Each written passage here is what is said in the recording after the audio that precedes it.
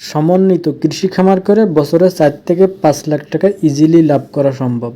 আসসালামু আলাইকুম, আমি মোহাম্মদ ইসমাইল হোসেন। সমন্বিত কৃষি বলতে গরু, ধান, ছাগল, হাঁস, মুরগি, সবজির আবাদ, এই সবগুলাই আপনি যদি করতে পারেন তাহলে ইনশাল্লাহ বছরে 4 থেকে 5 লাখ টাকা লাভ করতে পারবেন।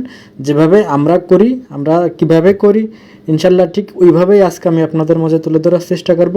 আর এই ভিডিওটা অনেক গুরুত্বপূর্ণ হবে যারা মোটামুটি গৃহস্থ পরিবার বা 2-10 লাখ বা 5 লাখ টাকা আছে বা আপনার জমি আছে, যারা বিদেশে যাচ্ছেন, বাংলাদেশে কিছু করা সম্ভব হচ্ছে না, বিশেষ করে তাদের জন্য অনেক গুরুত্বপূর্ণ হবে। কারণ যে টাকাটা দিয়ে আপনি বিদেশ যাচ্ছেন ওই টাকাটা যদি আপনি দেশের কাজে লাগাইতে পারেন ইনশাল্লাহ অবশ্যই আপনার 4-5 লাখ টাকা ইজিলি থাকবে, যেভাবে আমরা রাখি। প্রথমেতেই আপনার কৃষি খামারটা এমনভাবে রেডি করা লাগবে যেন আপনার সংসারে বছরে শুধুমাত্র লবণ আর মশলা এই জাতীয় খরচ ছাড়া আর কোনো খরচ যেন না হয়, এভাবেই আপনার করা লাগবে। এরপরে আপনার অবশ্যই বছরে 2টা গরু পালা লাগবে, সেটা হোক গাভী কিংবা ষাঁড়। যদি গাভী হয় সেক্ষেত্রে আপনি বছরে 2টা বাচ্চা যদি বিক্রি করতে পারেন সেখানে 2 লাখ টাকা মতো লাভ অবশ্যই ইনশাল্লাহ থাকার কথা। আর যদি ষাঁড় গরু পালেন সেক্ষেত্রে দেখা যাচ্ছে আপনি 2টা গরু 1.5 লাখ দিয়ে কিনলেন, সেখানে 3 থেকে 4 লাখ টাকা আপনি বিক্রি করলেন। এরপরে অবশ্যই আপনার পরিবারে যে সংখ্যার লোক আছে, যে কয়জন আছে, এদের জন্য আপনার বছরে কোনো চাউল কেনা যাবে না, এমন প্ল্যানিং করা লাগবে।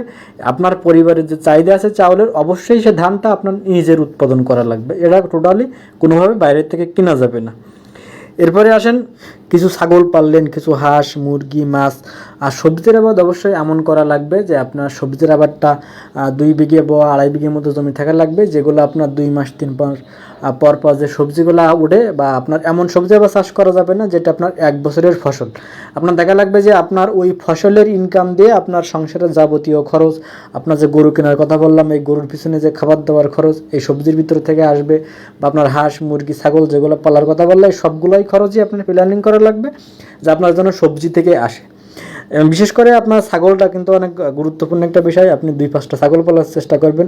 সংসারে যদি কোনো সমস্যা হয়ে থাকে সেক্ষেত্রে হুড়াট আপনি ছাগলটা বিক্রি করে সেই সংসারের কাজে লাগাইতে পারবেন। কারণ ছাগল এমন একটা জিনিস আপনি যখন চাইবেন তখন ভালো দামে বিক্রি করতে পারবেন। এমন না যে আপনার টাকা খুব গুরুত্বপূর্ণ, আপনার এখন বিক্রি করা লাগবে, আপনার কম দামে বিক্রি করা লাগবে। ছাগলটা কিন্তু এমন না।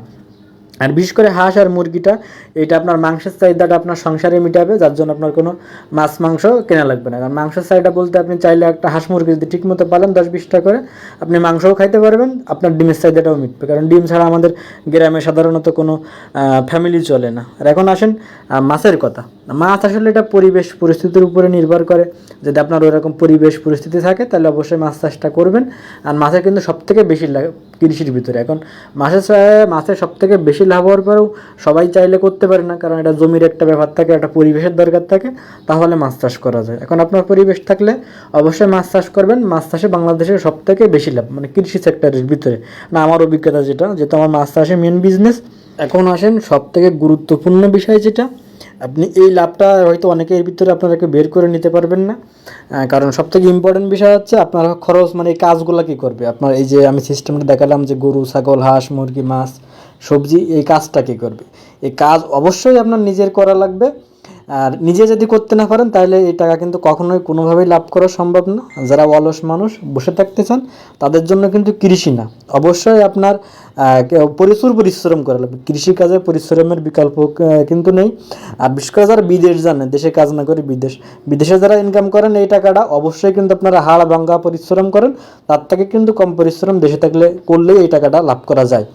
এখন আর একটু কথা এখানে আপনার অ্যাড করি, যে সব কাজ আপনি কৃষি কাজ করলে কিন্তু সবসময় আপনি একা করতে পারবেন না। যেমন আমি ধানের যদি কথা বলি, ধান রোপণ করার সময় কিন্তু লোকের প্রয়োজন হয়, বা আপনার ধান কাটার সময় লোকের প্রয়োজন হয়। এমন সিজনাল দেখবেন যখন আপনার একটু লোক নেওয়ার দরকার, তখন আপনি দৈনিক হিসাব করে, হাজির হিসাব করে লোক নেবেন, যেন মাসিক কোনো লোক নেবেন না যার প্রতি মাসে আপনার টাকা দেওয়া লাগে।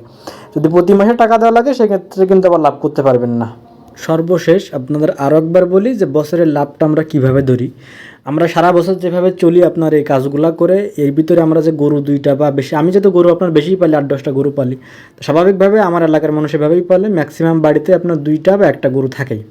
সারা বছর যে যেভাবে কাজ করে আপনার লাস্টে যখন গরুটা বিক্রি করে এই খরচ দিয়ে গরুগুলা চালায়, এই গরুতে যে টাকাটা লাভ হয় এটাই তার লাভ থাকে। তো ইনশাল্লাহ আপনারা যদি 2টা বা 3টা গরু পালতে পারেন, সারা বছর আপনারা এই আবাদি করে আপনি যে টাকা লাভ করবেন এটাই আপনি গরুর পিছনে খাবেন, লাস্টে গরুটা বিক্রি করবেন, গরুতে যেটা লাভ হবে ইনশাল্লাহ আপনার ওটাই লাভ থাকবে।